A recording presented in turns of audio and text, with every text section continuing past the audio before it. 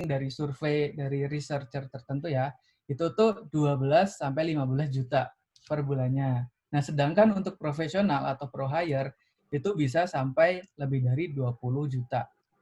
Begitu. Itu berdasarkan dari riset yang ada di yang saya baca di artikel seperti itu. Jadi itu adalah timeline dari data science.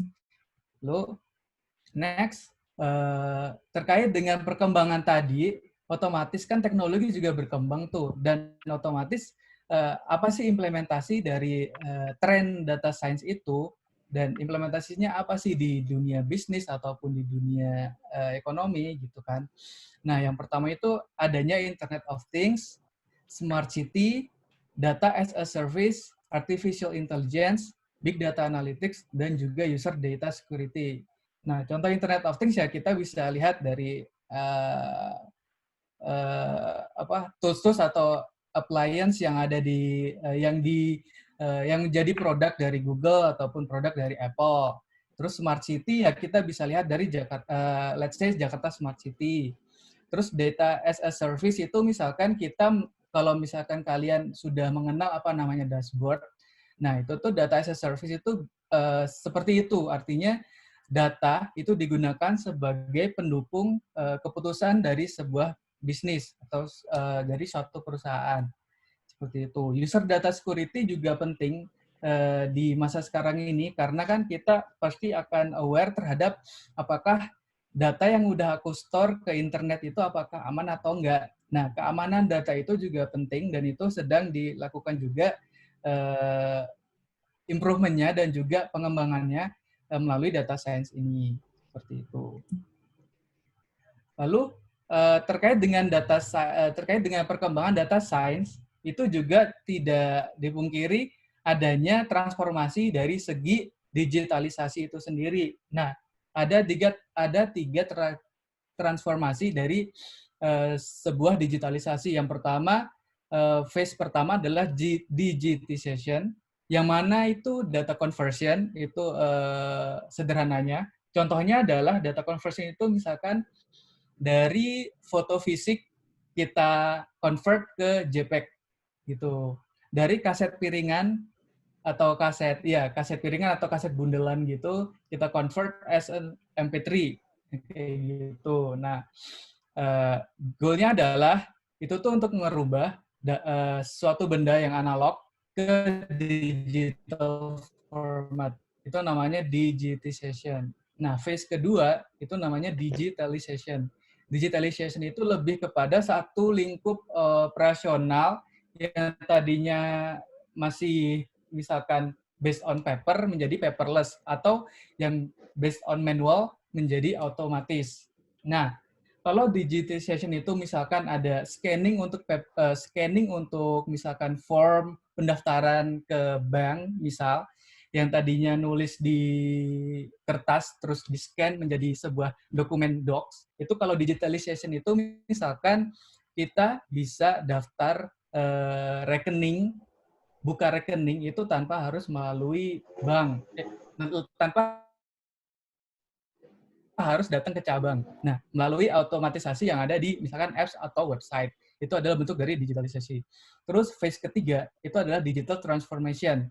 Digital transformation itu lebih kepada scope of business yang berubah, misalkan dari manual ke otomatis. Kayak gitu. Itu tuh lebih kepada disruption dari sebuah bisnis. Nah, contohnya adalah kan tadi udah digitization itu scanning, digitalization itu adalah kita nggak perlu ke bank langsung untuk buka rekening. Nah, digital transformation itu di dalam satu apps gadget, di dalam satu apps dari mobile banking itu kita bisa transaksi apapun, kita bisa lihat dan fitur-fitur yang ada di mobile banking itu lebih dari hanya sekedar buka rekening. Nah, itu itu yang mengubah skema bisnis yang ada dari dulu hingga sekarang. Itu namanya digital transformation. Kayak gitu. Lalu kalau kita zoom in ke level perusahaan, sebenarnya seorang data scientist itu tuh job desk-nya apa aja sih? Nah, yang pertama itu Bentar. membantu manajemen untuk memprioritaskan bisnis dan informasi apa saja yang mereka butuhin, kayak gitu. Nah, aku ambil contoh Traveloka sendiri. Nah, di Traveloka sendiri di masa COVID ini pasti salah satu perusahaan yang paling kena dampak karena Traveloka bisnis utamanya adalah adalah travel. Nah, lalu di masa COVID ini seorang data scientist atau seorang data analis itu mesti membuat rekomendasi prioritas kepada manajemen. Nah, seperti apa nih agar si Traveloka itu bisa sustain? Nah, seperti itulah salah satu job desk yang harus dimiliki oleh seorang data scientist, yaitu memprioritaskan bisnis perusahaan. Yang kedua, itu bekerja sebagai konsultan. Kemudian sebagai konsultan itu artinya setelah kita melihat prioritas yang ada, setelah kita merekomendasikan ke manajemen prioritas bisnis yang ada, nah kita gather requirement data yang dibutuhkan untuk mengolah data sehingga kita mendapatkan insight-insight yang related sama prioritas bisnis yang kita tadi sudah sampaikan ke manajemen. Seperti itu.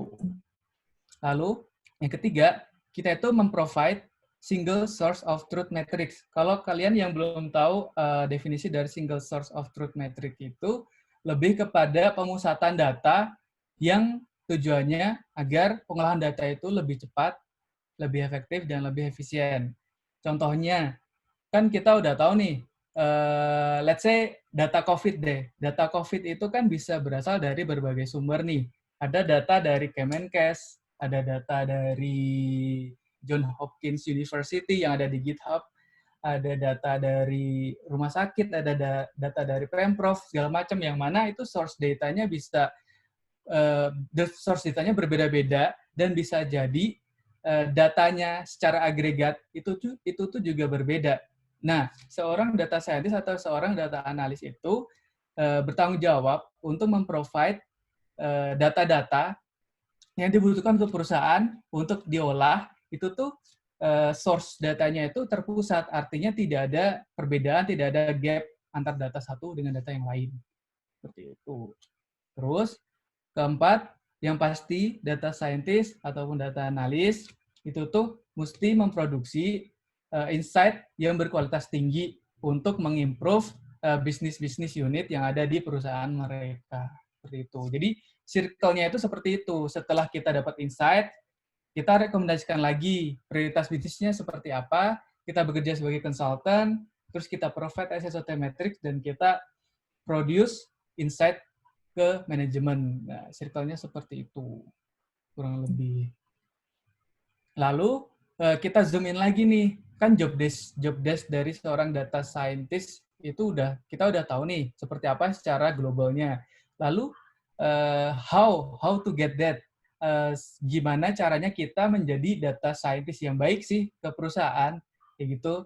Nah, yang pertama, kita tuh sebagai data analis atau data scientist, itu tuh analisis yang kita kerjakan, itu tuh yang pertama, ada 4 sebenarnya. Yang pertama, descriptive analytics.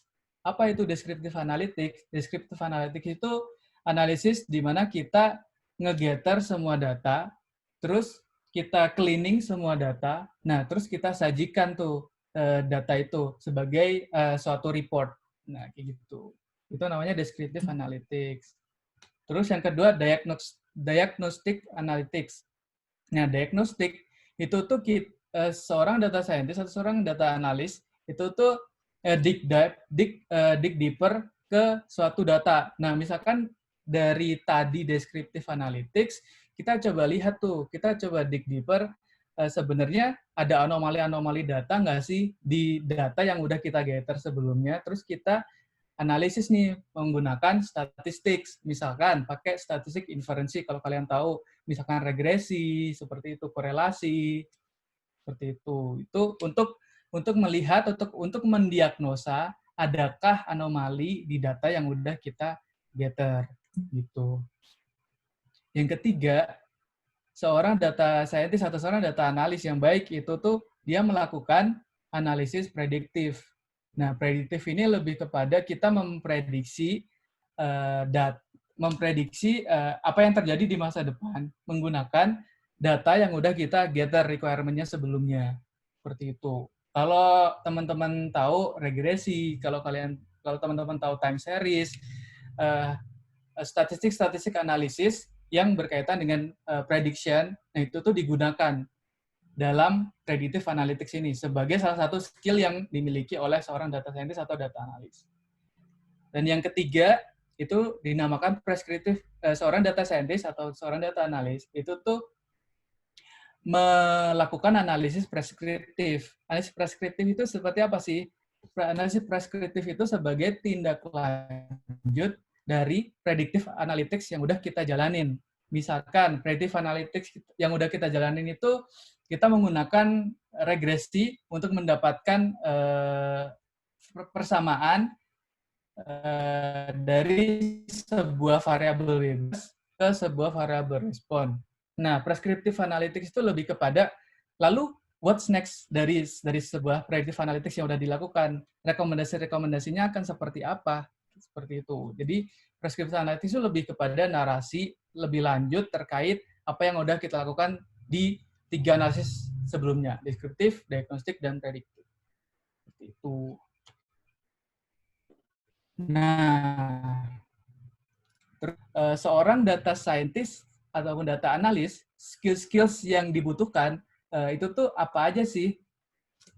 Selain dari keempat analisis yang sebelumnya harus dikuasai ketika seorang data scientist itu bekerja di perusahaan.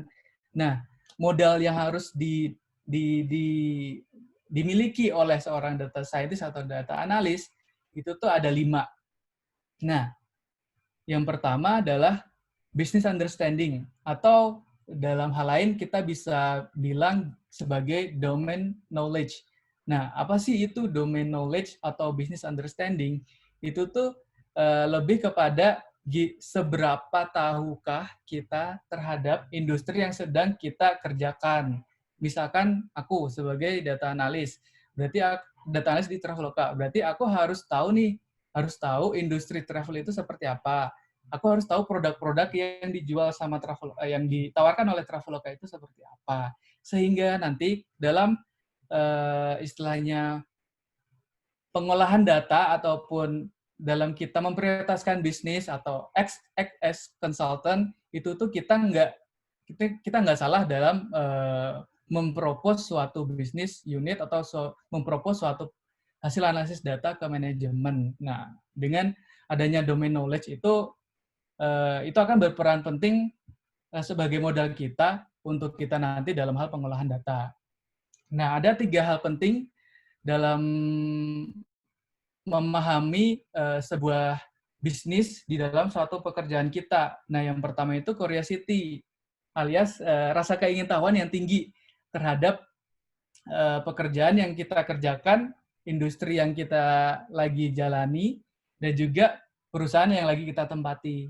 Nah, yang kedua adalah growth mindset. Growth mindset itu lebih kepada continuous learning. Artinya kita pasti tahu lah ya kalau misalkan belajar itu harus nggak pernah berhenti segala macam. Nah, growth mindset itu akan seperti itu. Artinya ketika kita misalkan dalam suatu pengolahan data, terus kita mendapati level of akurasinya rendah. Nah, kita tuh nggak berhenti sampai di situ, terus kita nge-propose persamaan modeling dengan akurasi rendah ke manajemen. Kita nggak kayak gitu, tapi dari level akurasi rendah itu kita coba evaluate lagi.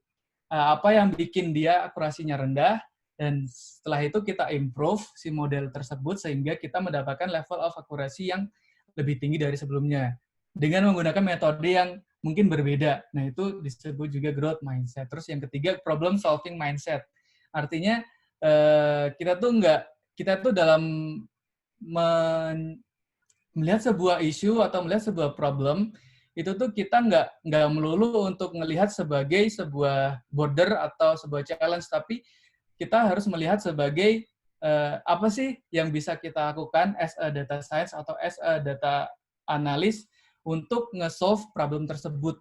Nah, mindset seperti itu juga dibutuhkan sebagai as a data scientist or data analyst.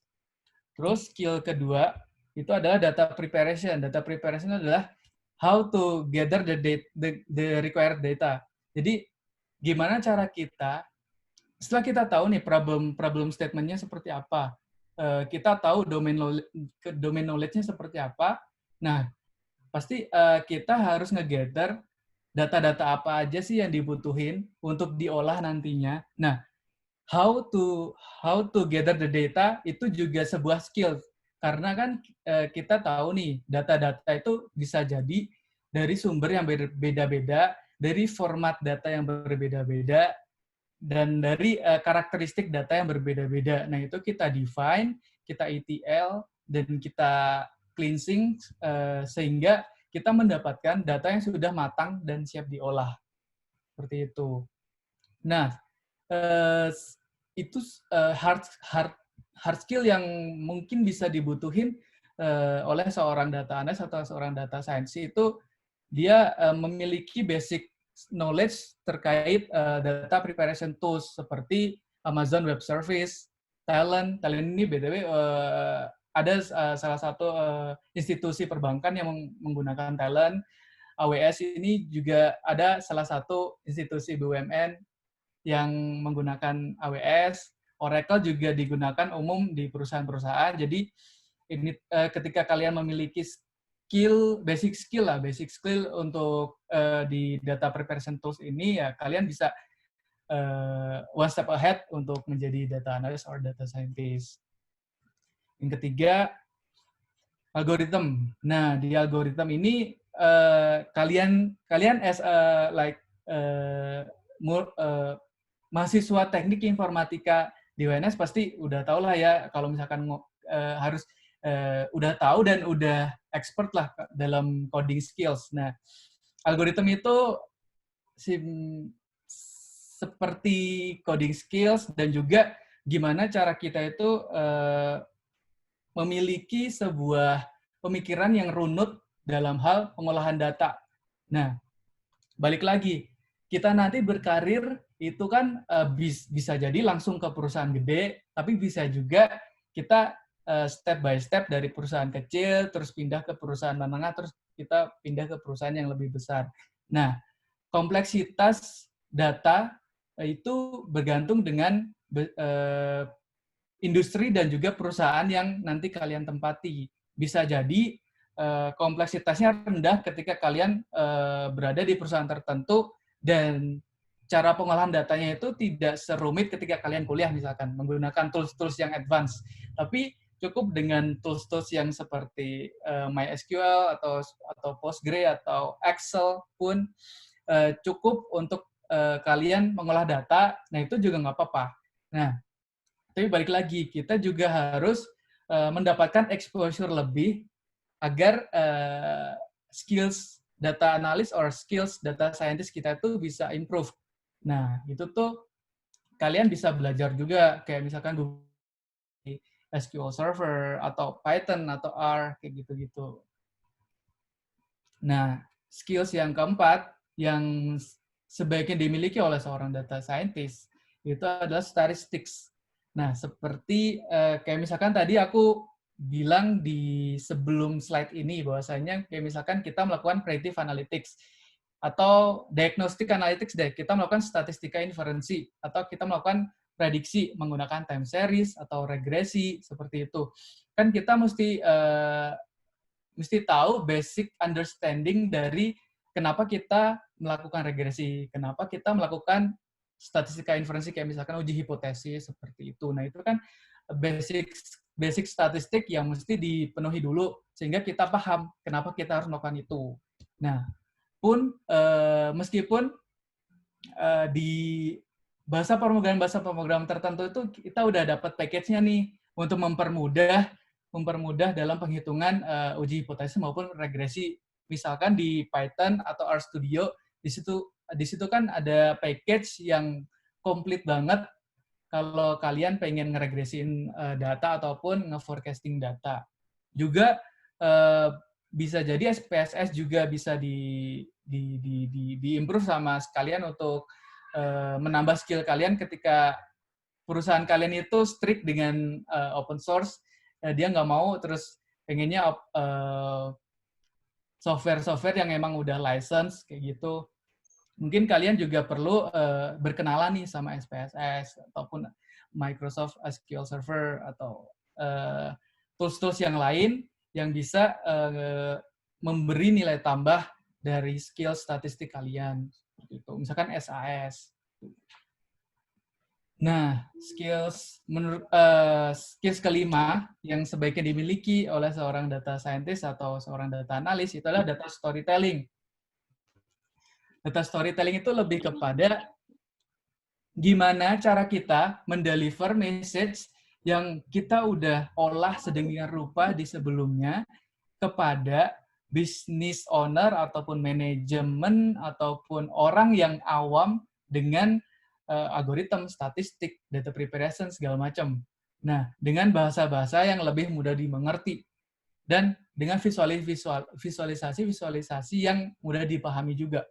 Nah, hal itu juga merupakan sebuah skills yang mesti dimiliki oleh seorang data scientist karena nggak jarang teman-teman yang berprofesi sebagai data scientist atau data analis itu lack of communication skills untuk dapat mendeliver message.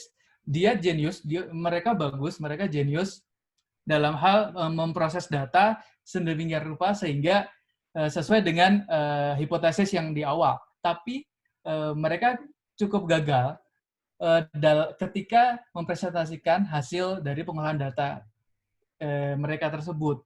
Karena either visualisasinya yang kurang bagus atau kurang dimengerti sama manajemen maupun dari segi penyampaian message-nya. Nah, dari situ kita bisa berlatih untuk mendapatkan skill tersebut. Misalkan kalau kalian di tingkat akhir, kalian bisa misalkan GR sebelum sidang, terus kalian ke teman-teman presentasi. Nah, presentasiku ini bagus apa enggak kayak gitu-gitu. Itu tuh salah satu latihan untuk communication skills nantinya. Seperti itu. Nah, data storytelling itu biasanya berwujud visualisasi. Nah, visualisasi itu bisa berwujud sebagai dashboard ataupun slides PPT seperti itu. Ya. Atau di Excel itu juga ada slider kalau kalian tahu, atau di Tableau untuk visualisasi atau data studio untuk yang gratisan seperti itu. Nah, aku pengen share sih sedikit sama kalian terkait salah satu projectku di Traveloka itu sebenarnya seperti apa, sehingga kalian itu bisa dapat bayangan real use case skenario yang ada di perusahaan itu seperti apa sih gitu dari pengalamanku. Nah, jadi salah satu projectku di Traveloka itu menganalisis cross-selling. Asal kalian tahu, kalau kalian yang belum tahu apa itu cross-selling, cross-selling itu contohnya adalah ketika kalian beli tempe di angkringan, nah terus kalian ditawarin sama tahu nggak, kalau tempe sama tahu jadinya lebih murah daripada kamu beli tempe satu dan tahu satu. Nah seperti itu namanya cross-selling. Kayak misalkan kalau di Traveloka kan itu ada misalkan kalian beli flight plus hotel itu kan lebih murah daripada kalian beli flight sendiri dan beli hotel sendiri. Seperti itu. Nah, kita menganalisis sih cross-selling itu seperti apa, apakah gimana value proposition dari setiap produk yang ada di Traveloka itu, apakah dia udah mengcater si karakteristik customer dari Traveloka atau belum kayak gitu. Itu domain knowledge-nya seperti itu contohnya. Nah, terus data preparation-nya seperti apa? Data preparation-nya adalah kita mengumpulkan semua data-data yang related sama apa yang mau kita tuju, yaitu cross-selling. Berarti kan kita perlu data-data misalkan nih, transaksi tiap produk, terus profiling dari customer setiap produk, seperti itu. Terus demografi dari customer setiap produk, terus demografi karakteristik distribusi dari setiap produk itu apakah punya tren tertentu atau enggak, misalkan flight flight sama hotel itu memiliki tren tertentu atau enggak. Di Lebaran itu flight itu H+1 Lebaran atau H-30 Lebaran dia spike si datanya, atau seperti apa, kan setiap produk memiliki karakteristik yang berbeda-beda. Nah, dari situ kita gather semua data-data yang dibutuhkan.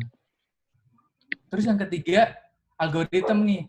Nah, setelah data-data yang kita butuhkan itu udah selesai nih, di cleansing, nah lalu kita lakuin migrasi dari data preparation tools, misalkan AWS, Amazon Web Service, ke misalkan Google BigQuery ataupun Python untuk dilakukan advanced analytics lebih lanjut. Itu. Nah, terus skills keempat adalah statistik. Nah, kita melakukan analisis terkait cross-selling. Berarti yang kita analisis itu misalkan product performances. Jadi performance dari setiap produk itu seperti apa. Terus apakah setiap produk itu overlap terhadap produk lain. Misalkan satu customer itu kita bisa lihat apakah satu customer itu dia dalam 1 bulan transaksinya lebih dari 1. Nah, terus kalau dia lebih dari 1, produk apa saja yang dia beli atau dia order seperti itu. Sehingga kita bisa tahu karakteristik dari customer dan apakah produk tersebut overlap terhadap produk lain atau enggak. Itu. Terus customer acquisition, apakah new customer itu karakteristiknya lebih baik daripada existing customer. Artinya existing customer itu customer yang udah balik lagi itu apakah lebih baik dengan dibanding dengan new customer, artinya yang baru booking pertama kali di Traveloka seperti itu. Atau lalu selanjutnya strong location. Strong location ini misalkan kita bicara tentang produk flight. Nah, lokasi bandara yang memiliki volume paling banyak itu tuh top 10-nya di mana sih, kota mana. Dan terus di setiap kota itu tuh trennya seperti apa setiap bulannya, apakah setiap bulan volumenya seperti itu terus, atau pada saat promo di kota tertentu dia bisa spike atau seperti apa, itu juga dianalisis. Nah, sehingga skills terakhir yaitu data storytelling. Kita bisa membuat market behavior dashboard di platform visualisasi yang ada, misalkan Google Data Studio, seperti itu. Jadi, dari satu project, itu tuh aku bisa define ke 5 skills yang menjadi modal kita sebagai data scientist or data analyst. Seperti itu. Sehingga kalian punya bayangan nih, untuk setiap skill set ini tuh gunanya di mana sih? Nah, seperti itu. Nah, ini adalah rangkaian dari satu project.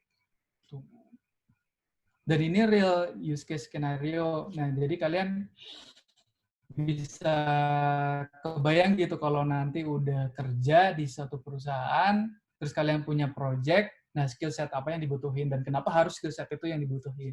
Seperti itu. Nah, lalu ada pertanyaan nih, kalau misalkan kita belum punya pengalaman sebagai data scientist, apakah kita bisa berkarir di sana? Gitu kan. Nah, jawabannya adalah bisa, dengan syarat yang pertama, at least kita punya degree atau keilmuan yang berhubungan dengan data analisis. Seperti misalkan teman-teman di 3 teknik informatika ini kan pasti udah dapet lah ya keilmuan terkait dengan coding skill, bahasa pemrograman, programming skill segala macam. Itu menjadi poin plus bagi kalian jika kalian ingin berkarir di dunia data science ini. Nah, tapi jika kalian tidak memiliki keilmuan secara formal di data analysis related, kalian bisa bekerja sebagai intern. Bekerja sebagai intern ini itu sangat bermanfaat bagi kalian yang belum berpengalaman untuk mendapatkan exposure pekerjaan yang berkaitan dengan data analisis secara real, langsung. Karena kalian berhadapan dengan data, real use case. Dan insight kalian akan digunakan langsung oleh si pemangku kebijakan. Seperti itu. Jadi, working as an intern is kind of important thing for us, untuk teman-teman yang belum berpengalaman di dunia data science. Seperti itu. Nah, instead of being intern, kita juga bisa membuat portofolio terkait dengan data analisis.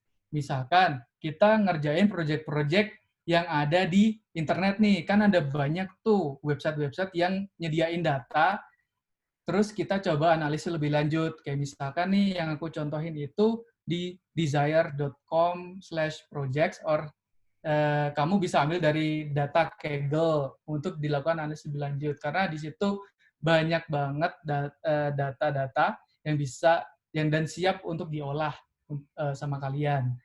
Nah, yang keempat, kita bisa juga join di komunitas, kayak misalkan Data Science Indonesia, atau misalkan kalian punya komunitas data yang lain, kalian coba join dan kalian share knowledge satu sama lain untuk mendapatkan dan mengimprove skill kalian di dalam dunia data science. Seperti itu. Dan yang kelima itu kita bisa join ke certified course. Kayak misalkan di QLab.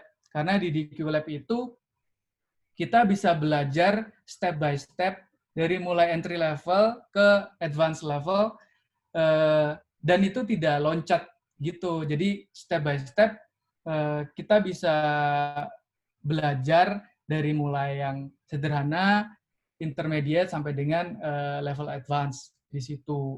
Dan juga terdapat project-project yang real case yang bisa kalian membuat kalian improve di skills data analis or data scientist kalian, seperti itu.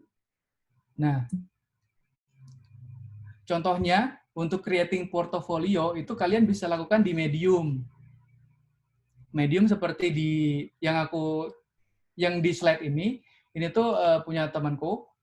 Dia di selang waktunya as a data analyst, dia coba share knowledge dia terkait scraping data menggunakan Selenium, terus dia coba share di Medium untuk khalayak ramai, sehingga teman-teman juga bisa melakukan scraping data juga, seperti itu. Dan juga di sisi lain, temanku ini juga bisa mendapatkan kredit bahwa dia memiliki portofolio lain selain yang ada di pekerjaan dia, seperti itu.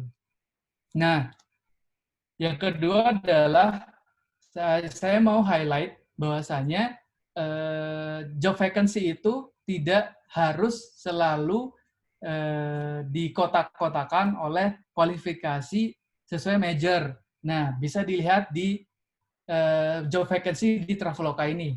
Misalkan di sini ada ini real job vacancy yang ada di Traveloka sekarang, data analis.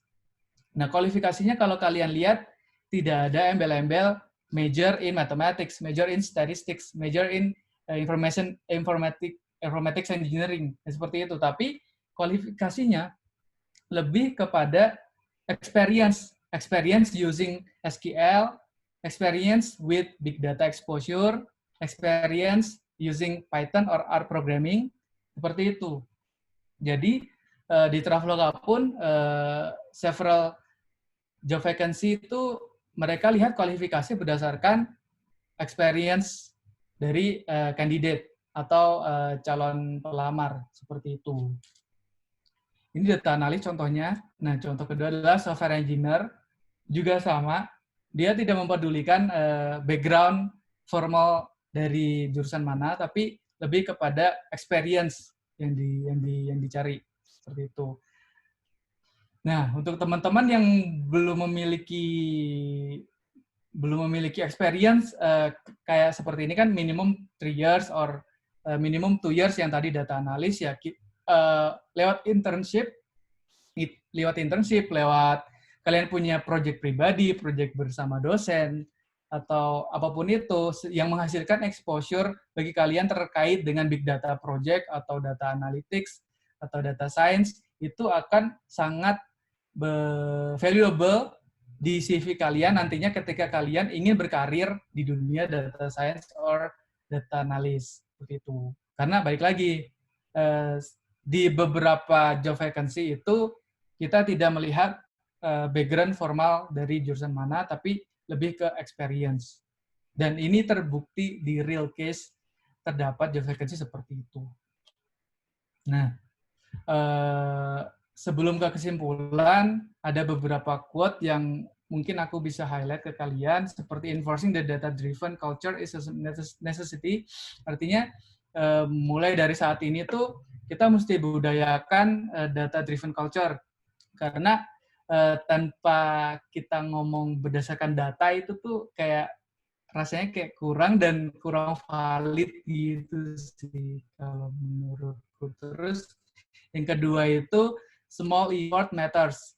Nah, kalau kalian lihat 1.00 dipangkatin 365 akan menjadi 1, tapi 1.01 dipangkatin 365 akan berbeda jauh dibanding 1.00. Artinya 0,01 perubahan di setiap hari dalam 1 tahun itu akan menghasilkan output yang berbeda. Artinya konsistensi dalam progres belajar kalian meskipun kecil, tapi ketika dirutinkan itu pasti akan membawa hasil, dan usaha pun juga tidak mengkhianati hasil seperti itu. Nah, untuk nge-recap dari materi yang udah disampaikan sama aku, ada tiga keywords ya. Yang pertama, bahwasanya kita nggak mesti di background formal, math, stats, or ilmu komputer. Tapi untuk berkarir di dunia bisnis atau di dunia kerja, apalagi dunia kerja yang related sama data analytics, itu it's all about optimization business problem. Artinya pengetahuan kita, pemahaman kita terhadap bisnis tersebut, industri tersebut, perusahaan tersebut, itu tuh menjadi kunci bagi kita sendiri dan juga bagi perusahaan seperti itu. Karena belajar matematika itu akan jauh lebih mudah dibandingin kita memahami bisnis yang sedang dijalani oleh perusahaan yang mau kita masuki seperti itu. Nah, yang kedua, kita mesti belajar math stats atau ilmu komputer atau software engineering pasti, karena data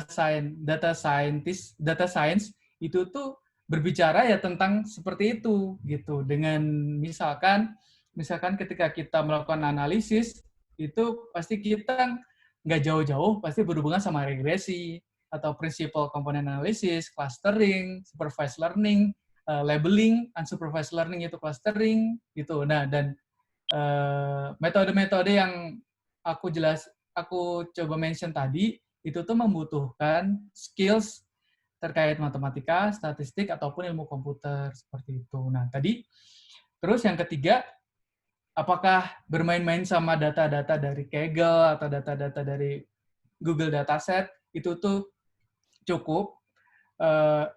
Sejujurnya enggak, karena bermain dengan data-data tersebut yang mana sudah siap olah itu tuh hanya 10% dari proses bisnis end to end kita. Nah, terus paket prosesnya itu seperti apa sih? Percentage untuk menghasilkan 100% skills di data scientist or data analyst itu apa aja sih?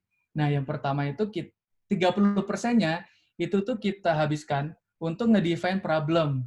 Nge-define problem itu kayak misalkan tadi, kita kan memprioritaskan bisnis di masa COVID. Nah, otomatis kita sebagai data analis itu tuh nge-interview satu-satu bisnis unit setiap produk, flight seperti apa, efek atau impact-nya dari masa COVID ini. Terus impact-nya seberapa parah, experience seberapa parah, cinema seberapa parah, seperti itu, sehingga kita bisa nge-define problem untuk ngedapetin sebuah prioritas bisnis. Nah, lalu ketika kita udah nge-define problem dengan menghabiskan percentage 30, nah 10%-nya itu tuh kita untuk nge-define business metrics.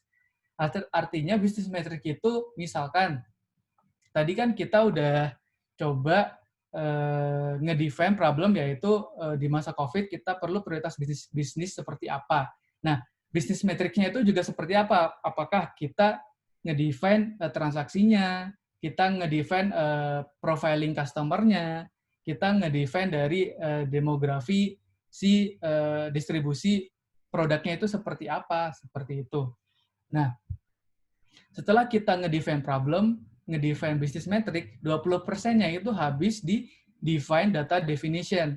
Artinya setiap data itu kan punya karakteristik yang berbeda-beda dan definisi yang berbeda-beda. Itu kita define untuk ngedapetin data yang udah siap olah. Sehingga kita masuk ke tahap 4 yaitu modeling.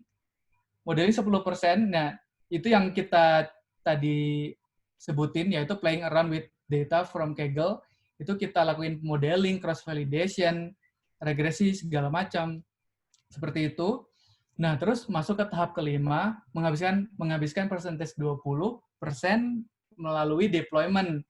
Deployment ini misalkan kita retraining data defense seperti itu. Nah, terus akhirnya kita melakukan A/B testing sebesar 10%. Jadi package yang diperlukan oleh seorang data scientist atau seorang data analis untuk bisnis dari end to end, dari hulu ke hilir itu define problem, business metrics, data definition, modeling, deployment, dan A/B testing. Nah, keenam tersebut lah yang akan menjadikan kita sebagai data scientist yang baik atau data analis yang baik. Seperti itu. Oke, mungkin dari aku cukup sampai dengan recap ini. Selanjutnya mungkin ada Q&A session or something dari moderator. Terima kasih sudah mendengarkan dan memperhatikan. By the way, thank you so much. Ya, terima kasih banyak kepada Kak Wahyu Herlambang atas ilmu-ilmu yang telah disampaikan. Sangat luar biasa sekali ya Kak. Dan sangat-sangat mendetail sehingga kita semua jadi tahu kayak gimana sih menjadi dari langkahnya, skill-skill apa aja yang perlu dikuasai, sampai juga Kakak kasih contoh dari proyek nyata di Traveloka tadi. Nah, sebelum lanjut ke sesi tanya jawab nih Kak, sebelumnya kita akan ada kita akan ada presentasi dari pihak Dekilab, karena tanpa kita sadari acara ini tidak akan berjalan dengan lancar tanpa adanya dukungan dari sponsor. Kepada kakak perwakilan Dekilab, kami persilahkan untuk mempresentasikan materinya. Ya, oke. Selamat siang teman-teman sekalian. Terima kasih untuk saya ucapkan untuk panitia Smart IT Fest tahun 2020. Terima kasih juga untuk Mas Wahyu Herlambang sudah menjelaskan materinya dengan sangat jelas dan rinci. Perkenalkan, nama saya Rainer dari DQ Lab. Jadi saya dalam waktu ini saya akan menjelaskan mengenai apa itu sih DQ Lab sebenarnya gitu. Jadi mungkin bisa di next slide-nya. Jadi DQ Lab itu adalah sebuah bentuk kolaborasi dari Universitas Multimedia Nusantara. Letaknya ini ada di Serpong, di Banten. Perguruan tinggi dengan keunggulan ICT. Dan kerjasama bersinergi dengan Seratik, perusahaan penyedia layanan platform data management yang sudah berjalan sejak tahun 2005 dengan nama PHI Integration. Dengan fokus bisnis layanan solusi data tepat guna untuk beragam organisasi publik dan perusahaan ternama di berbagai industri di Indonesia. Jadi saat ini pengguna atau members di DQ Lab yang biasa kita sebut itu ada 10.000 pengguna jumlahnya di seluruh Indonesia yang mencari career opportunity atau peluang berkarir di bidang data. Next, boleh di next slide-nya. Kemudian untuk menjelaskan lebih lanjut, di DQ Lab ini ada 3 pilar penting yang bisa teman-teman rasakan. Yang pertama adalah Live Code Editor DQ Lab. Jadi Live Code Editor DQ Lab ini membantu teman-teman untuk belajar desain secara aplikatif tanpa perlu menginstal instalasi software tambahan. Kemudian yang kedua ada data mentoring, seperti sesi webinar saat ini. DQ Lab juga sering mengadakan sesi webinar dengan menggunakan praktisi data industri yang membahas tentang pengalaman berkarir, mungkin bisa membahas tentang pekerjaan di bidang data seperti apa, dan masih banyak lagi yang mengenai data science dan data. Yang ketiga adalah membangun portofolio data, berlatih mengerjakan studi kasus industri yang dipersiapkan oleh mentor-mentor di Dikilab yang sudah profesional dengan case study yang seperti ada di industri real. Di next. Kemudian ini bisa dijelaskan apa saja sih online learning modules yang ada di Dikilab. Jadi di Dikilab itu dibagi dari bahasa pemrograman yang ada. Yang pertama itu ada R. Di sini teman-teman bisa mengerjakan Introduction Data Science with R, R Fundamental, Data Preparation with R, Statistik R, dan masih banyak lagi modul-modul R. Bisa di next lagi. Yang kedua itu ada bahasa pemrograman Python. Jadi kalau Python mungkin teman-teman tidak asing lagi ya dengan Python ya.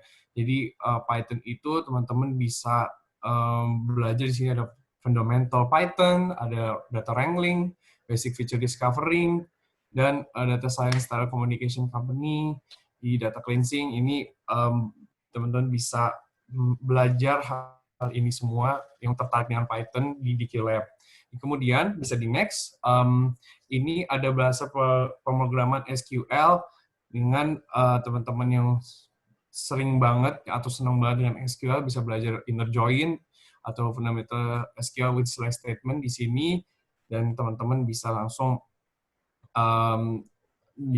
mengerjakannya di Dikilab.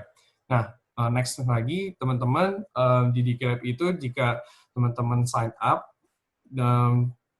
langsung di Dikilab sebelum menjadi premium members-nya, teman-teman bisa mengerjakan free module yang ada. Itu yang pertama ada Introduction to Data Science with R, yang kedua Introduction to Data Science with Python. Jadi teman-teman bisa langsung sign up di sekarang juga di menggunakan email teman-teman masing-masing, terus bisa mengerjakan free module di sini. Jadi teman-teman kira-kira punya gambaran gimana sih belajar di Dikilab dengan belajar di free module ini. Begitu. Bisa dilanjutkan next. Kemudian jika teman-teman selama menyelesaikan modul yang ada di Dikilab, teman-teman bisa langsung mendapatkan sertifikat atau e-certificate dari Dikilab dengan contoh seperti ini. Jadi nanti teman-teman akan ada namanya di tengah, dan nanti akan ada tulisannya sesuai modulnya has completed.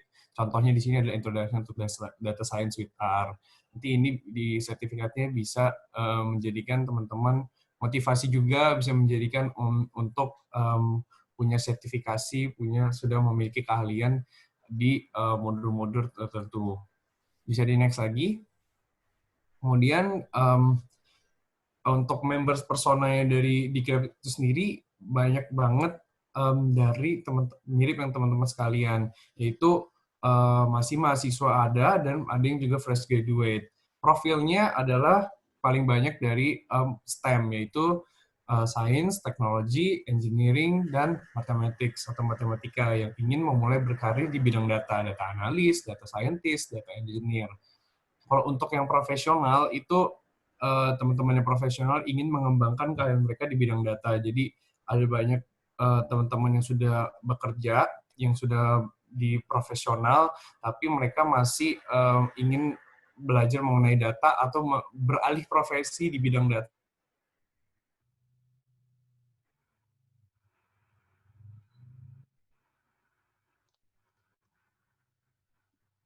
Bisa di next lagi.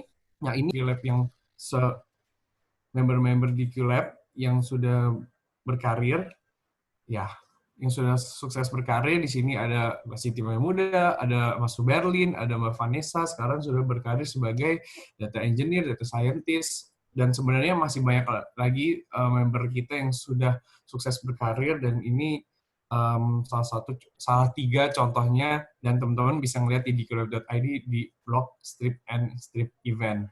Bisa langsung lihat di situ yang sudah sukses berkarir banyak sekali, dan mereka sudah memberikan testimoninya. Boleh di next lagi. Kemudian ini teman-teman bagi yang merasa tertarik atau merasa senang banget dengan Dikilab, tentu saja Dikilab sangat tertarik sekali untuk bekerja sama dengan universitas. Kita punya rekan-rekan universitas di sini, ada BEM UI, ada UNPAD, Universitas Pajajaran, ada Universitas Budi Luhur, ada Universitas Multimedia Nusantara juga, ada Telkom University. Tentu saja ada teman-teman yang hadir hari ini, ada teman-teman dari D3 TI UNS, ada teman-teman Universitas Mercubuana, UNJ, dan masih banyak lagi yang sudah bekerja sama dengan DQ Lab. Next, kemudian saya tunjukkan ini beberapa acara-acara yang dilakukan bersama DQ Lab, yang dari foto-fotonya, kalau yang bisa teman-teman lihat, ada yang meet up offline di sini, walaupun ini sudah susah ya kita lakukan sekarang karena sekarang lagi pandemi corona, dan tapi kita beralih ke webinar. Teman-teman bisa lihat di sisi kanan ada webinar di Zoom. Kalau yang di kiri atas itu sama sebelah kanannya itu adalah data competition yang DQ juga biasanya bekerja sama untuk itu, mempersiapkan dataset, mempersiapkan case study juga. Dan di situ DQ Lab untuk saat ini juga melakukannya dengan data competition online bersama beberapa universitas juga. Bisa di next lagi. Oke teman-teman, bagi yang tertarik untuk tahu DQ Lab lebih lanjut, bisa ketik di dqlab.id. Kemudian jika teman-teman punya Telegram, bisa di t.ms/dqlabid. Kemudian untuk Instagram bisa @dqlab. Nah, teman-teman bagi yang suka banget dengan nge-YouTube, bisa cek YouTube kita, Belajar Data Science DQ Lab. Di sana ada kumpulan beberapa webinar kita, ada podcast juga di sana, dan ada beberapa testimoni juga di sana. Teman-teman bisa langsung ngecek aja. Kalau bagi teman-teman yang punya LinkedIn, bisa cek di DQ Lab.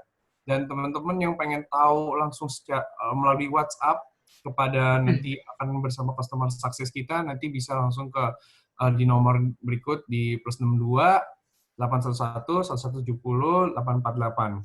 Jadi ini teman-teman monggo banget silahkan untuk bila ingin berkomunikasi dengan tim DQ Lab atau ingin tahu lebih lanjut, silahkan diakses di channel-channel kita. Oke, berikutnya yang terakhir, teman-teman bisa follow di Telegram account kita, akan mendapatkan promo up terbaru di DQ Lab, modul terbaru, project terbaru, ada data mentoring atau webinar terbaru, itu di Telegram, itu langsung kita infokan setiap ada yang terbaru di sana. Jadi bisa langsung di-add us saja, di link di bawahnya ada t.me DQ Lab info. Jadi info-info mengenai DQ Lab bisa teman-teman akses atau teman-teman mendapatkan di sana. Oke, dari aku itu aja. Terima kasih atas waktunya teman-teman sekalian. Terima kasih atas perhatiannya. Semoga sukses ke depannya. Aku kembalikan ke moderator. Terima kasih. Thank you so much Kak Rainer atas pemaparannya. Nah, buat teman-teman yang tertarik, langsung aja ya kepoin media sosial yang udah disebutkan sama Kak Rainer tadi. Dan acara selanjutnya adalah sesi tanya jawab, karena udah banyak pertanyaan yang masuk nih dari teman-teman. Kita langsung aja ya Kak Wahyu.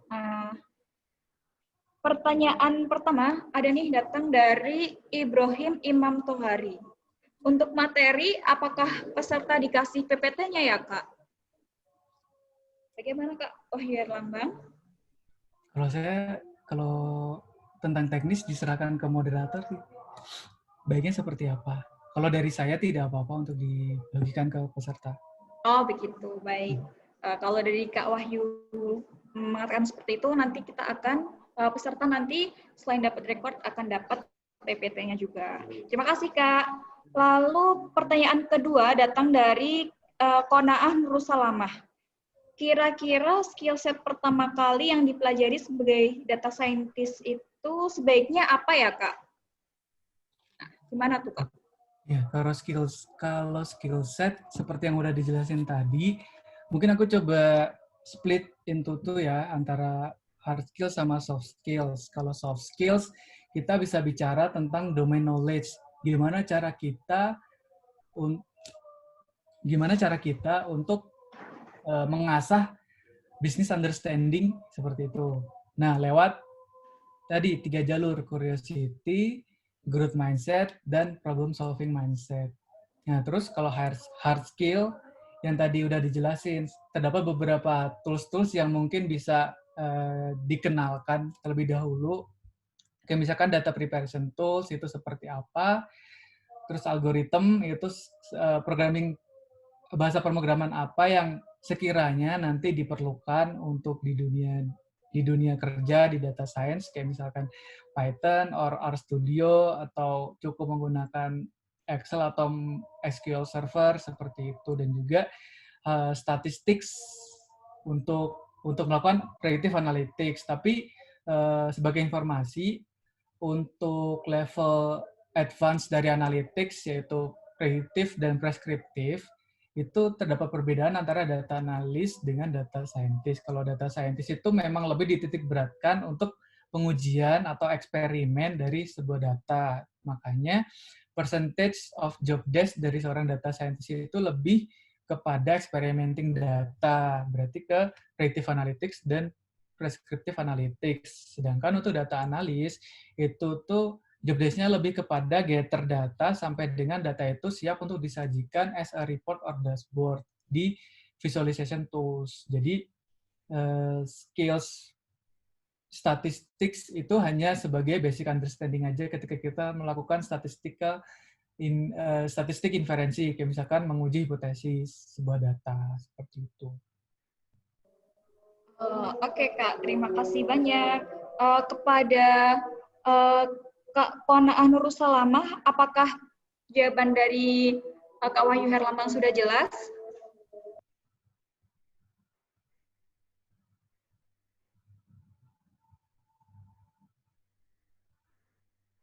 Oke, jelas Kak, terima kasih. Lalu selanjutnya, pertanyaan ketiga, datang dari Winda Liani Wahyudin. Apakah di dalam sebuah perusahaan itu terdapat sebuah persaingan? Jika memang ada, bisa diberikan contoh persaingannya seperti apa?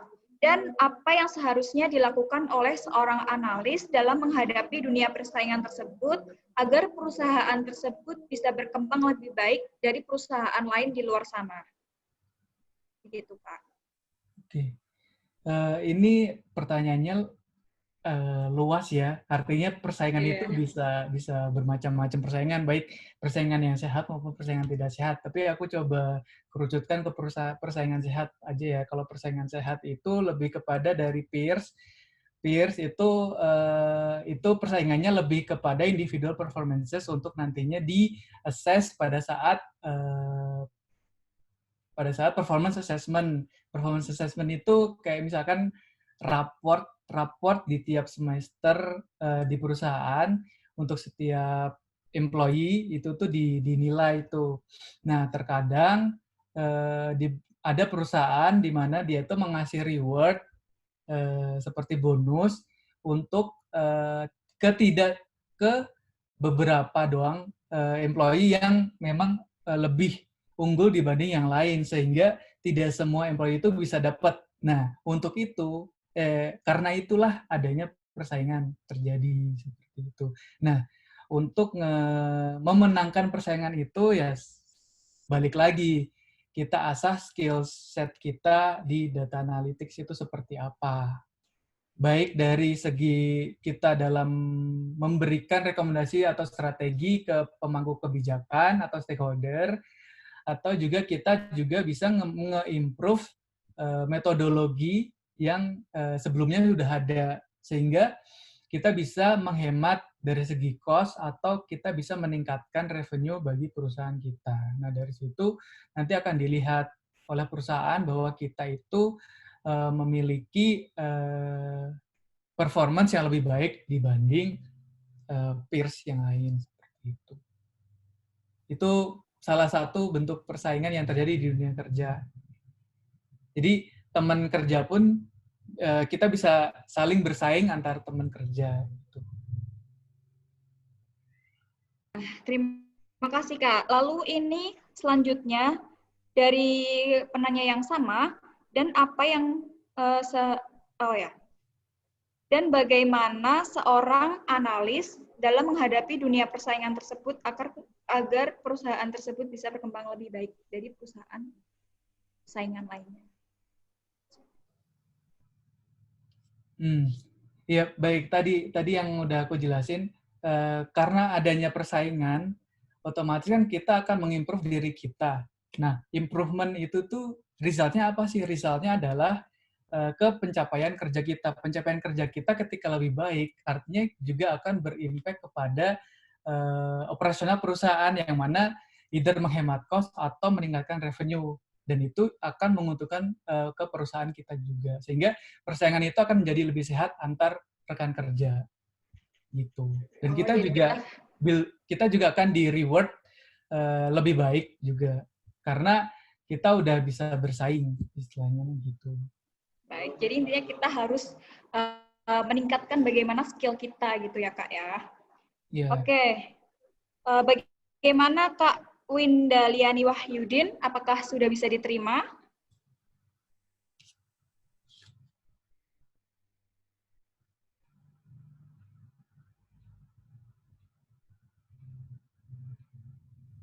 Kak Winda. Oke, mungkin kita lanjut ke sudah Kak. Saya sudah mengerti. Terima kasih. Lalu pertanyaan selanjutnya dari Muhammad Irfan Yazid. Kalau kita dari dunia IoT, yang harus kita persiapkan apa saja? Dan contohnya seperti apa? Karena kan tadi sudah gitu ya Kak ya, di depan data science termasuk dari IoT. Nah, bagaimana Kak? Sebenarnya similar ya sama skill set yang aku udah jelasin in a general. Mungkin kalau IoT lebih kepada machine learning karena kan berurusan dengan automation atau bot atau NLP seperti itu, sehingga fokus untuk skill set-nya juga cenderung ke gimana cara kita untuk menghandle atau mengimprove skill terkait dengan machine learning seperti itu sih ya. Oke, terima kasih Kak. Bagaimana dengan Kak Yazid atas jawaban Kak Wahyu Herlambang? Apakah sudah jelas? Sudah jelas. Oh, ya. Terima kasih, sudah jelas Kak. Lalu kita ke next pertanyaan yang kelima, datang dari Yahya Muslimin. Oke, katanya terima kasih Kak Wahyu, maaf mau tanya. Dengan latar belakang pendidikan software developer, apakah bisa secara otomatis menjadi seorang data scientist?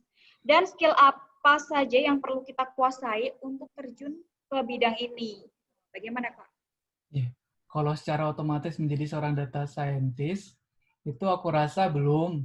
Karena tadi aku udah coba jelasin bahwasannya skill set untuk menjadi seorang data scientist itu adalah memiliki basic understanding skills di mathematics, statistik, dan software engineering tadi. Nah, terus tapi tidak serta-merta seorang software developer juga tidak bisa menjadi seorang data scientist karena balik lagi itu bergantung kepada perusahaan yang nantinya kita tempati karena setiap perusahaan itu memiliki resources yang berbeda-beda. Kayak misalkan di Traveloka sendiri karena memang sudah besar, jadi setiap skill set atau setiap job desk itu tuh sudah diplot oleh resources yang berbeda juga skill setnya. Kayak misalkan seorang software developer ya seorang developer doang. Nah, seorang data engineer ya akan dipostkan oleh pegawai seorang data engineer juga. Data analis ya data analis saja, sehingga skill set yang dibutuhkan cukup di ranah data analis atau data engineer atau software engineer tergantung domain mereka. Nah, tapi terkadang untuk perusahaan-perusahaan yang sedang grow atau sedang berkembang itu tuh tidak dimungkinkan juga bahwasanya satu orang resources itu bisa melakukan multi skills yang tadi. Dia bisa menjadi data engineer, dia bisa menjadi data analis, dia bisa menjadi data scientist, dan dia bisa menjadi software developer di dalam pekerjaan dia seperti itu. Jadi skills data scientist itu part software engineering itu tuh part of skills yang ada di data scientist. Tapi untuk menjadi data scientist itu tidak hanya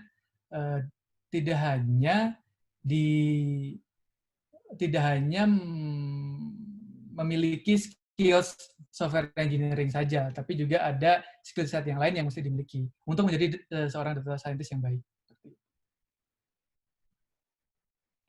Oke, baik. Kak Yahya Muslimin, bagaimana Kak? Apakah sudah bisa dipahami? Oke, cukup. Terima kasih. Terima kasih Kak Wahyu. Lalu kita masuk ke pertanyaan yang ke-6. Ini ada poin A sama B. Kak Wahyu mau dengerin poin A dulu, apa langsung aja semuanya? Langsung aja semuanya. Oke. Dari Ibrahim Imam. Tanya Kak, yang poin A adalah bagaimana pandangan Kakak tentang riset terkait data science yang ada di Indonesia? Apakah lingkungan riset di Indonesia sudah mendukung untuk peneliti data science itu? Lalu poin yang B adalah bagaimana cara kita menentukan tools, bahasa pemrograman, atau algoritma yang digunakan terhadap case tertentu? Gimana itu? Nah, yang nomor 1 ini lumayan luas banget, dan aku sendiri sepertinya tidak memiliki kompetensi untuk menjawab ini sih sebenarnya, karena aku kan tidak kontributif ke satu komunitas data science tertentu, jadi aku nggak bisa lihat di global view dari dunia data science di Indonesia itu seperti apa. Tapi yang pasti resources yang ada di Indonesia itu sangat mampu untuk bersaing di industri global.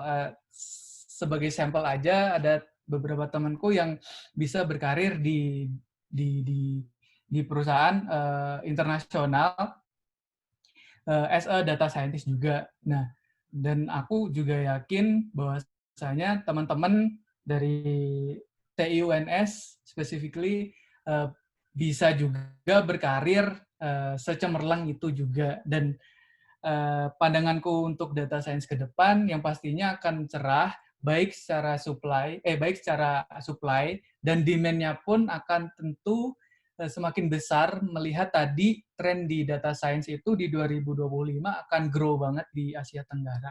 Seperti itu. Kalau untuk lingkungan riset di Indonesia sudah mendukung, aku tidak memiliki kompetensi untuk jawab itu sih. Mohon maaf.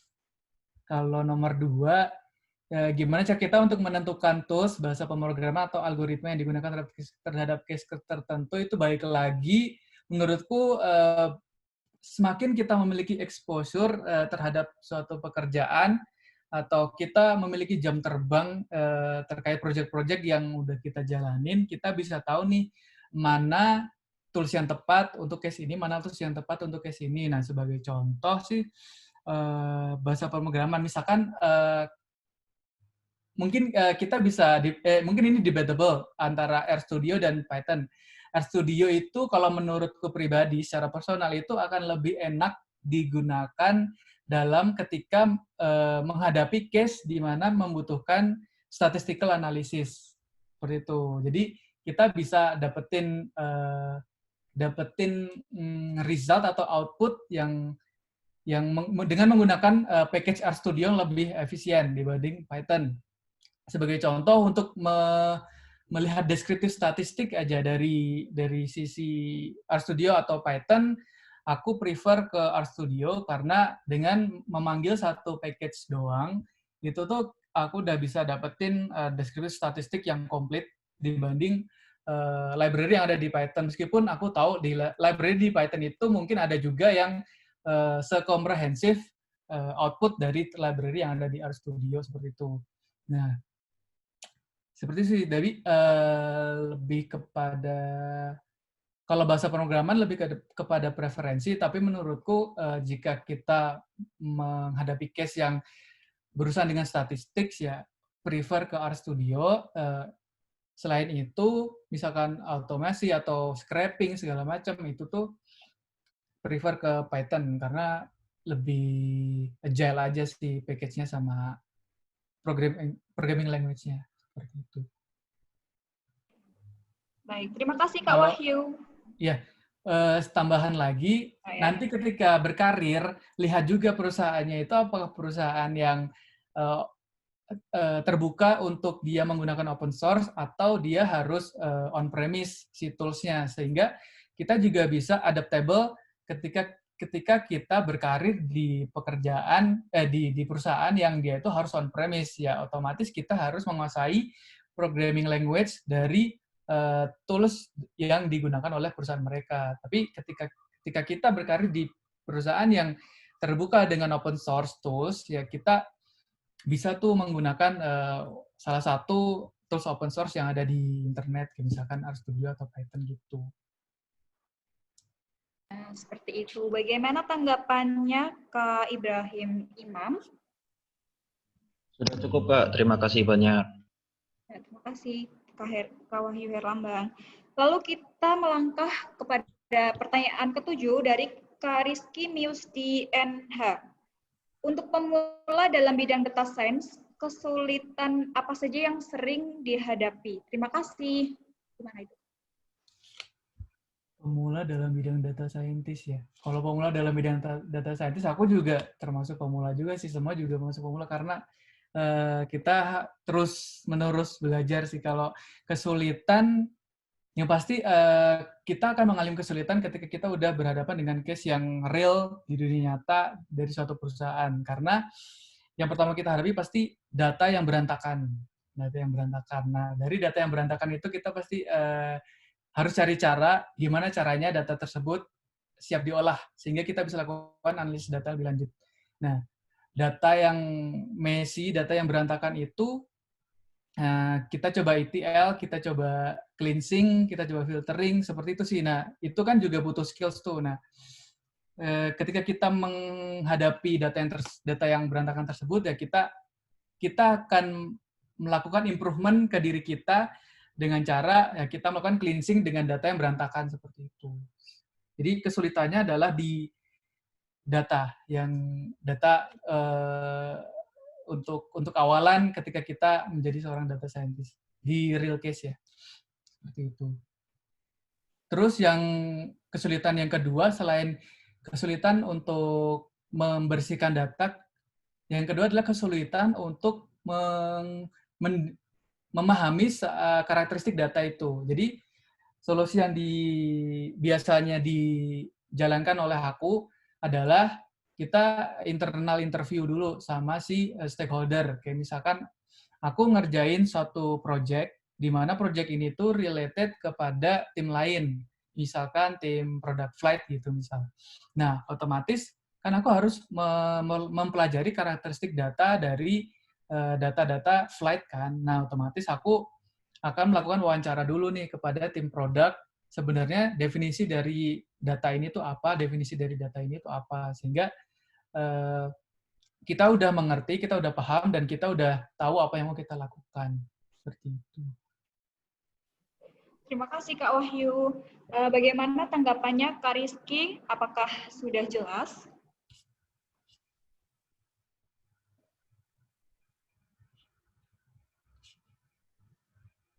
Kak Rizky Miusdi.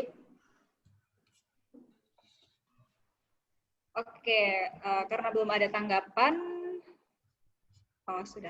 Iya, Terima sudah, kasih. Terima kasih, Kak. Lalu kita menuju ke pertanyaan ke-8. Izin bertanya, Kak, untuk data scientist ini kan sering menghadapi data-data yang banyak. Pernah nggak, Kak, stres melihat data-data terlalu banyak? Dan apabila ada cara untuk mengatasi stres bagi Kakak, gimana ya? Terima kasih, Kak. Oh, sebagai tambahan tadi yang bertanya tentang kesulitan, lupa lagi.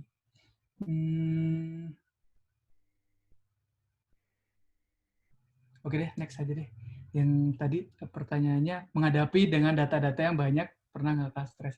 Sebenarnya data banyak itu nggak masalah, karena kan setiap hari, dari aku sendiri di Traveloka kan, transaction per harinya itu bisa jutaan, miliaran, gitu kan. Yang bikin stres itu bukan masalah banyaknya data atau volume data, tapi kebersihan dari data itu. Kalau datanya nggak bersih, itu kita mesti lakukan cleansing yang mana itu tuh nggak bisa menggunakan satu pattern logic tertentu, tapi kita harus lihat dulu keberantakannya itu tuh se-messy apa sih seperti itu, dan juga keberantakannya itu di mana aja, seperti itu. Nah, itu yang bikin stres sih. Yang kedua, ketika kita mendapatkan project yang di mana project itu sebelumnya udah dikerjakan sama orang lain, tapi orang lain tersebut sudah resign. Stres terjadi ketika handover project tersebut itu tuh kan kita akan mendapatkan query dari project yang sebelumnya. Nah, ketika query tersebut nggak reproducible atau nggak readable, itu pasti akan membuat stres karena kita akan nge-debug satu-satu logic yang sebelumnya udah di-create sama teman kita yang udah resign tersebut. Nah, itu tuh bikin stres itu. Jadi aku bisa bilang stresnya itu ada di ya salah duanya itu antara data yang berantakan, bukan volume datanya yang banyak, itu tidak membuat kita stres, malah data yang banyak itu kita bisa mendapatkan insight yang lebih banyak malah. Tapi data yang berantakan, dan kedua itu logic yang nggak reproducible dan nggak readable dari project yang sebelumnya itu. Nah, untuk ngadepin stres sama kayak teman-teman yang lain lah, kayak misalkan nonton bola, main game, seperti itu. Nah, terima kasih Kak Wahyu. Oh ya, tadi pertanyaannya saya lupa sebutin ya dari siapa. Gimana Kak Prayoga Yudiatma? Apakah sudah bisa diterima?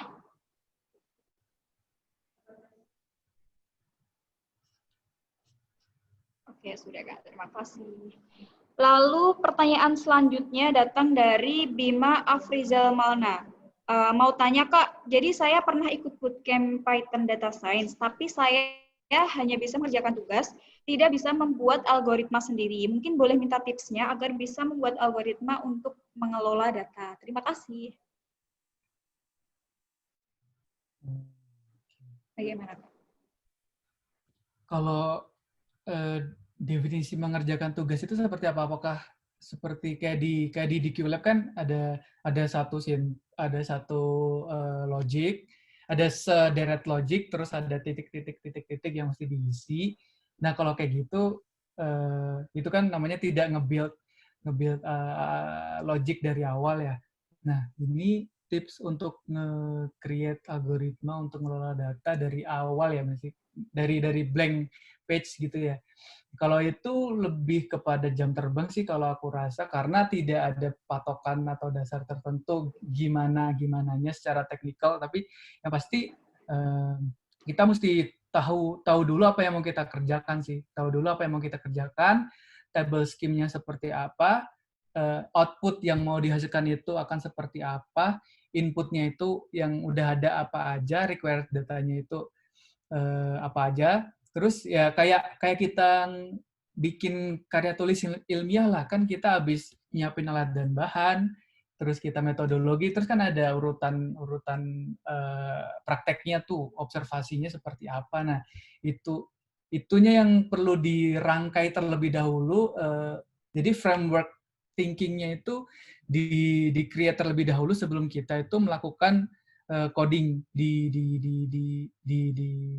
tools programmingnya, kayak misalkan di Python atau di RStudio. Jadi kita nggak loncat-loncat gitu cara kita nge-script atau nge-coding seperti itu. Jadi kita lihat dulu business question-nya apa, problem statement-nya apa, habis kita lihat problemnya apa, required datanya tuh udah ada atau belum, udah clean atau belum, udah terfilter atau belum sesuai dengan yang requirement. Habis itu output yang mau kita capai itu apa, apakah uji hipotesis kah atau sebuah forecasting model, seperti itu. Sehingga kalau kita udah nentuin input dan outputnya, kita bisa rangkai itu sebagai sebuah algoritma melalui framework thinking yang dari awal sampai akhir, sehingga kita mendapatkan output yang itu tadi, entah itu regresi atau forecasting. Karena misalkan outputnya adalah forecasting, maka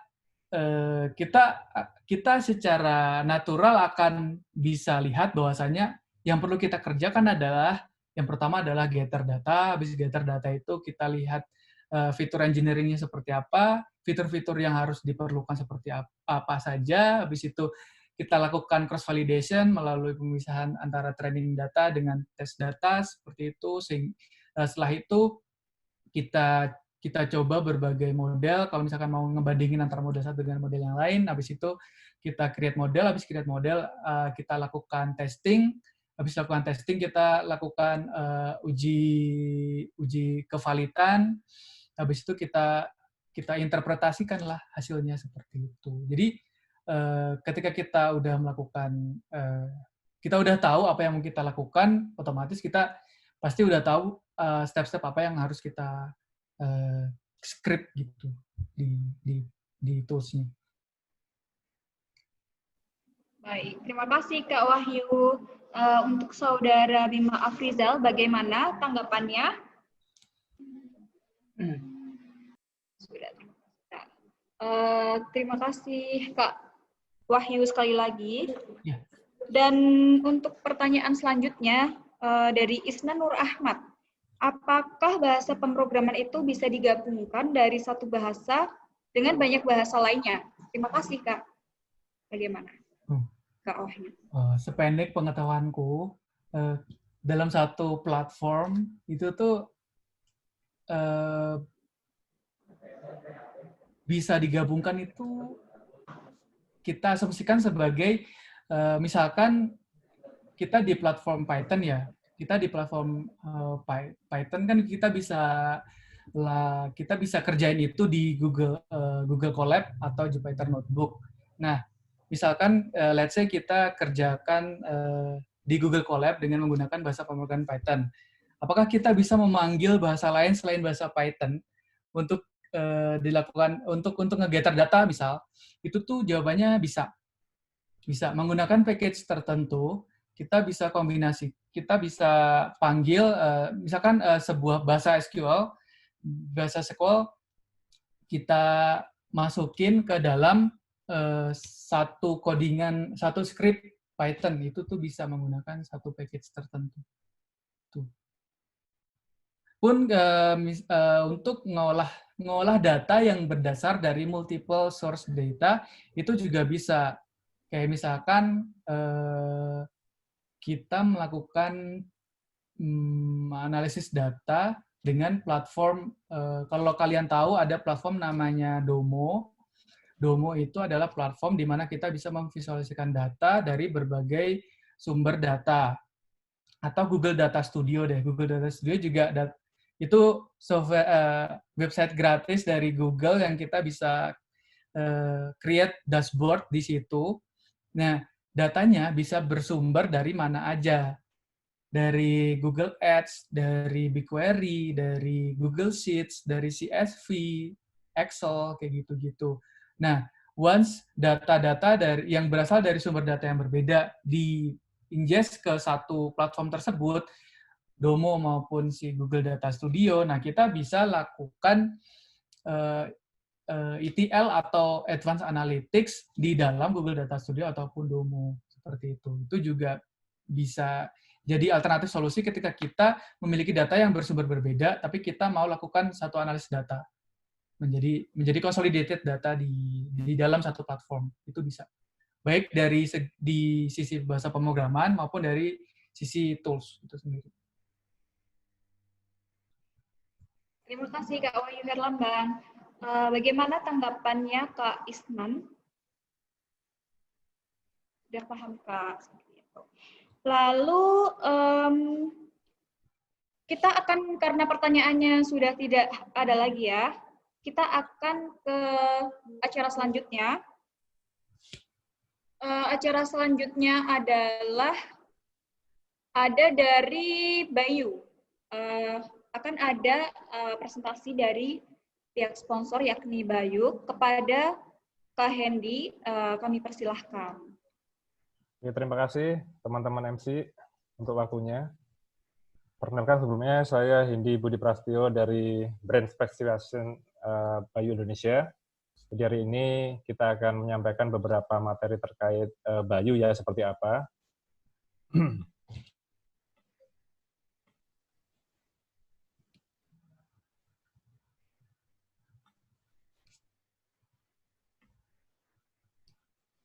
Baiklah, langsung saja teman-teman peserta semuanya. Jadi kami akan review sejenak ya, review sedikit tentang Bayu seperti apa. Mungkin ada yang belum tahu. Salah satu produk Telkomsel yang terbaru serba digital pertama kali di Indonesia adalah Bayu.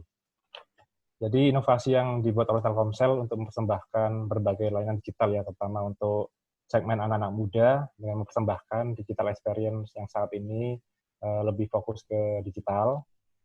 Jadi seperti yang kita ketahui bahwa pasar Indonesia sendiri bergeser ke ini ya, lebih fokus ke digital, terutama untuk segmen anak-anak muda. Jadi segmen youth and millennial saat ini itu lebih memilih atau dominan prefer ke layanan berbasis aplikasi ya. Jadi yang mempermudah mereka untuk melakukan suatu hal yang memang mereka butuhkan dan merupakan keinginan dari customer. Contoh ya seperti JNE, Gojek ataupun Link Aja. Semakin banyak informasi yang mereka dapatkan, akan semakin unik ya kebutuhan dari mereka sendiri. Yaitu menjadi concern kami sampai dengan saat ini. Kita menilai bahwa setiap keberagaman mengenai kebutuhan dan keinginan menjadi concern dari Bayu sendiri. Di sini Telkomsel menghadirkan Bayu sebagai salah satu provider serba digital pertama kali di Indonesia dengan hashtag semuanya semaunya. Nah, berikut inovasi-inovasi ya yang sudah dikembangkan oleh Telkomsel, yaitu dengan menghadirkan Bayu untuk segmen youth and millennial. Jadi mulai dari pemilihan paket, kemudian pemilihan nomor, kemudian untuk pilihan opsi untuk metode pengambilan kartu ya, bisa diantar ataupun diambil. Itu kita sudah kerjasama juga dengan JNE dan lain-lainnya ya untuk pengantaran barangnya. Sedangkan kita juga untuk opsi pengambilan SIM card itu kita sudah kerjasama dengan Indomaret yang ada di seluruh Indonesia. Serta beberapa pick-up point lokal ya di masing-masing kota yang ada di Indonesia. Misalkan seperti kafe atau swalayan besar itu ada. Kemudian dalam hal metode pembayaran juga sudah digital juga ya, kita sudah kerjasama dengan beberapa e-payment atau digital payment yang ada di Indonesia, seperti GoPay, OVO, kemudian Link Aja, virtual akun ya, kartu kredit, serta bisa juga dilakukan pembayaran paket di Indomaret maupun Alfamart. Tidak lupa juga kita juga menyediakan berbagai pilihan yang kuota ya yang dibutuhkan oleh segmen youth and milenial anak-anak muda. Kemudian yang kedua adalah topping ya, topping selain kuota reguler juga ada topping. Contoh kuota untuk pembelian kuota YouTube atau mungkin Spotify, Line, Instagram atau sosial media yang lainnya. Itu juga ada disediakan di Bayu. Kemudian yang ketiga untuk pembelian pulsa juga bisa dilakukan di aplikasi Bayu. Nah, kita juga melengkapi dengan layanan call center ya, kita nyebutnya sebagai Nindi. Nindi layanan live chat. Jadi call center kalau misalkan teman-teman ada pertanyaan terkait dengan produk Bayu, bisa langsung live chat ke Nindi ya, yang beroperasi selama 24 jam. Nah, berikut experience tentang Bayu sendiri ya. Jadi berikut tampilan pada saat customer sudah menjadi pelanggan Bayu. Tampilannya seperti ini ya, teman-teman ya. Beberapa tahapan yang harus dilalui sebelum kita mendapatkan SIM card. Jadi kita harus pilih dulu kuota yang kita tentukan. Jadi tersedia kuota harian, mingguan maupun bulanan. Apakah kita juga ingin menambahkan topping atau pulsa juga bisa. Kemudian yang kedua adalah dengan mendaftarkan akun ya. Jadi setelah pilih paket, kita juga harus register akun dulu di aplikasi Bayu ya, bisa via akun Gmail maupun melalui Facebook. Dan yang ketiga adalah kita pilih nomor. Jadi disediakan beberapa nomor ya. Ada yang cantik ya, ada yang biasa juga. Jadi tergantung dari selera masing-masing customer. Kemudian yang keempat, kita bisa menentukan sendiri apakah SIM card itu mau diantar atau diambil gitu. Dan yang terakhir adalah melakukan metode pembayaran ya. Bisa pakai Link Aja atau OVO atau GoPay dan lain-lainnya sesuai dengan keinginan dari customer sendiri. Gitu. Kemudian apakah paket tersebut bisa diperpanjang? Bisa. Jadi untuk kuota reguler ya 24 jam all network maupun untuk topping sendiri maupun pulsa itu bisa juga dilakukan penjual atau pembelian untuk kedua kali dan seterusnya gitu ya. Nah, berikut layanan call center ya, atau service center. Kalau kita nyebutnya sih Nindi. Layanan live chat-nya Bayu yang beroperasi selama 24 jam. Jadi segala pertanyaan ataupun ada keluhan ya, atau komplain terkait dengan Bayu, itu bisa ditanyakan langsung ke Nindi, gitu ya, dengan chat aja, sesuai dengan apa yang teman-teman ingin tanyakan. Selain itu, Bayu juga menyediakan segmen entertainment ya atau hiburan berupa mixtape ya. Di sini jadi gabungan dari beberapa lagu yang jadikan satu ya. Jadi setiap beberapa hari sekali ada mixtape yang terbaru ya. Jadi bisa kita dengarkan sambil relax gitu ya, dengerin lagu. Kemudian yang kedua, Get Point ya. Jadi Get Point ini bisa diredeemkan atau ditukarkan dengan kuota YouTube atau kuota Spotify dan lain-lainnya ya. Serta bisa ditukarkan juga dengan sebagai diskon untuk di merchant-merchant yang sudah bekerja sama dengan Bayu sendiri. Kemudian di sini Bayu juga menghilangkan beberapa persyaratan yang tidak penting ya, yang memang tidak dibutuhkan saat ini. Jadi Bayu memang mempersembahkan beberapa kuota reguler 24 jam, kemudian untuk topping juga sudah disediakan ya sendiri, sama pulsa juga disediakan gitu. Jadi untuk harga sendiri juga konsisten ya, harganya tetap dan tidak berubah-ubah atau stabil. Kemudian kita juga menyediakan reward buat pelanggan loyal Bayu yang sudah pelangganan minimal 3 bulan. Nah, 5 alasan kenapa kita harus menggunakan Bayu. Yang pertama, kuotanya 24 jam, all network ya, dan sinyalnya juga Telkomsel. Kemudian yang kedua, kita bisa pilih kuota dan topping sesuai dengan keinginan kita. Dan yang ketiga, terkait harga juga sangat konsisten sekali ya Bayu, jadi harganya stabil, tidak berubah-ubah. Kemudian ada juga layanan live chat ya dari Nindi tadi yang beroperasi selama 24 jam. Jadi teman-teman bisa menanyakan hal-hal apapun terkait dengan Bayu sendiri. Kemudian bagi pelanggan loyal Bayu yang minimal berlangganan 3 bulan, itu akan mendapatkan reward ya, bisa berupa pakai data atau yang lainnya. Gitu.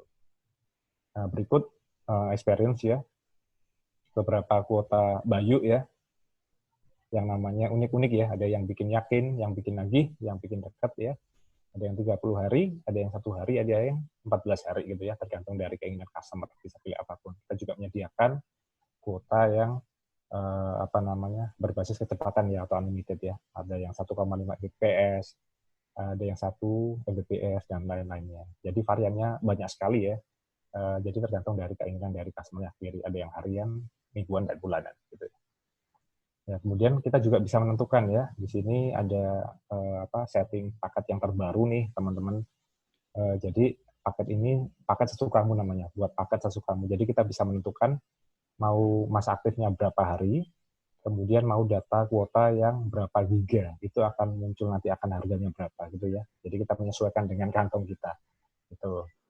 Ya, sekian mungkin ini ya sharing tentang Bayu dari kami dan terima kasih waktu saya kembalikan kepada MC. Baik, terima kasih Kak Hendy atas pemaparannya. Oke guys, that's all. Terima kasih buat yang udah stay sampai akhir. Terima kasih banyak juga kepada Kak Wahyu Herlambang, Kak Hendy, dan Kak Rainer. Kemudian aku mau berterima kasih sekali lagi kepada sponsor kita, ada Deki Lab, Bayu, RPM, dan RPM Surakarta, yang telah mendukung acara Smart IT Fest 2020 ini sehingga acara kami dapat berjalan dengan lancar. Sebelum aku tutup, ada beberapa hal yang perlu di-highlight untuk dijadikan conclusion pada seminar siang hari ini. Nah, tadi seorang data science adalah orang yang melakukan studi ilmiah terhadap data, yang mana goalnya itu untuk bereksperimen dengan data, mendapatkan wawasan yang mana akan berguna untuk memprediksi masa kini dan masa depan dunia. Adapun skill-skill yang dibutuhkan itu adalah yang pertama ada business understanding, kemudian ada data preparation, kemudian ada algoritma, lalu statistik, dan yang terakhir adalah storytelling. Lalu bagaimana dengan langkah-langkah menjadi seorang data scientist yang baik bagi perusahaan? Seperti yang telah Kak Wahyu Herlambang paparkan, kita harus bisa yang pertama itu adalah descriptive analytics. Ya, ini membersihkan dan memfilter berbagai sumber data dan dijadikan laporan. Kemudian diagnostik, ya, ini mengidentifikasi dan menganalisis kumpulan data yang kompleks menggunakan teknik statistik. Selanjutnya adalah prediktif, yakni melakukan analitik prediktif, dan yang terakhir ada perspektif, menggunakan estimasi analitik prediktif tentang apa yang mungkin terjadi. Ini direkomendasikan untuk mengetahui apa yang akan diambil, apa yang harus diambil untuk masa depan. Oh ya, sekali lagi teman-teman,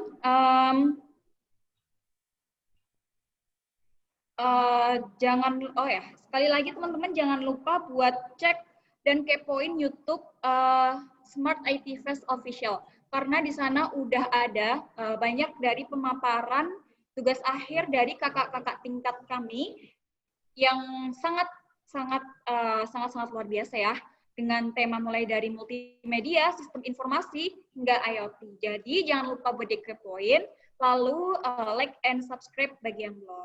Dan jangan lupa juga buat cek IG @SmartITFest 2020, karena di sana bakal banyak info-info penting terkait acara Smart IT Fest 2020 ini. Dan jangan lupa follow buat yang belum follow. Nah, sebelumnya tadi kan aku udah bilang bakal ada 3 pemenang buat 3 penanya terbaik. Nah, yang berhak itu adalah pemenangnya. Yang pertama ada Yahya Muslimin, yang kedua ada Bima Afrizal Malna, kemudian yang ketiga ada Windaliani Wahyudin. Nanti akan langsung dicat oleh kakak panitia ya. Dan sebelumnya teman-teman diharapkan untuk mengisi feedback yang udah di-up tadi ya, linknya sama kakak-kakak panitia, dan juga nanti linknya akan dikirim lewat email. Jadi jangan lupa buat ngisi feedback di acara seminar pada siang hari ini. Dan yang terakhir, teman-teman, aku mau ngingetin besok sudah masuk di acara Smart IT Fest 2020 yang ketiga, bakal ada agenda-agenda yang seru banget, mulai dari seminar digital design, kemudian seminar software engineering, dan ada live YouTube, ada talk show personal branding guna meraih job impian di LinkedIn, lalu ada kupas tuntas dan review produk dengan tema inovasi produk D3TI sebagai solusi di era pandemi kolaborasi dengan industri. So, tetap stay tune di Smart IT Fest 2020 ya. And last tadi ada quotes dari Kak Wahyu, small effort matter. Jadi perubahan kecil itu sangat penting. Kalau bukan dari kita sendiri yang mulai, siapa lagi? Jadi saya Ais mohon undur diri. Mohon maaf apabila ada salah kata, salah ucap. Thank you so much and see you next time. Wassalamualaikum warahmatullahi wabarakatuh. Waalaikumsalam. Hadiahnya kapan dibagikan, Kak? Yang mana ya? Kalau, nanti yang berhak, nanti yang bikin IG story dan yang dipilih oleh panitia akan diumumkan di IG-nya Smart IT Fest Official di hari Minggu. Jadi tetap stay tune aja ya. Dan untuk 3 nama yang berhak tadi nanti akan langsung di chat oleh kakak-kakak panitia. Ya. Sertifikatnya kapan dibagikan, Kak? Sertifikat nanti akan dikirim oleh kakak panitia ya, nanti akan diinfokan kembali.